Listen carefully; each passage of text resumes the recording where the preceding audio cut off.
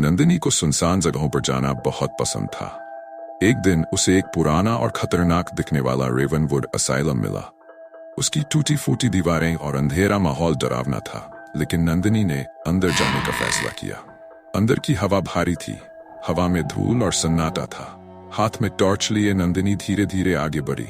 दीवारें टूटी हुई थीं और फर्श पर दरारें थीं। तभी उसे हल्की हल्की आवाजें सुनाई दी। ऐसा लगा जैसे कोई फुसफुसा रहा हो, लेकिन वहां कोई नहीं था। तभी उसकी नजर एक व्हीलचेयर पर पड़ी। वह बीच गलियारे में खड़ी थी। सब कुछ गंदा और धूल भरा था, लेकिन वह व्हीलचेयर एकदम साफ थी। इसके पहिए धीरे धीरे खुद घूम रहे थे। नंदिनी डर गई। उसने बाहर जाने के लिए मुड़ने की कोशिश की, लेकिन जैसे ही उसने देखा, व्हीलचेयर और करीब आ गई थी। फुसफुसाहटें तेज हो गई। अब उसमें साफ आवाज आई, बैठ जाओ। नंदिनी के पैर लड़खड़ा गए और वह कुर्सी पर गिर पड़ी। इसके तुरंत बाद पट्टियां उसकी कलाई और टखनों पर बंध गईं।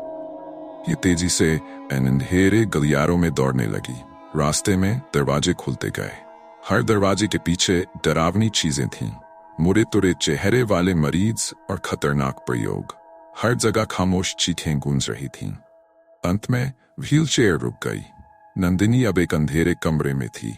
वहां एक ऑपरेशन टेबल थी, जिस पर एक हल्की सी रोशनी टिमटिमा रही थी। तभी एक आकृति सामने आई। उसने खून से सना हुआ कोट पहना था और हाथ में एक जंग लगा चाकू था। उसकी खाली आंखें नंदिनी को घूर रही थीं। उसने मुस्कुराते हुए कहा, स्वागत है मरीज नंबर 1, अब शुरू करते हैं। नंदिनी की चीखें कमरे में गूंज उठीं, लेकिन उसकी आवाज सुनने वाला कोई नहीं था।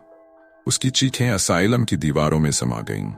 अब वह भी हमेशा के लिए उस डरावने असाइलम का हिस्सा बन चुकी थी।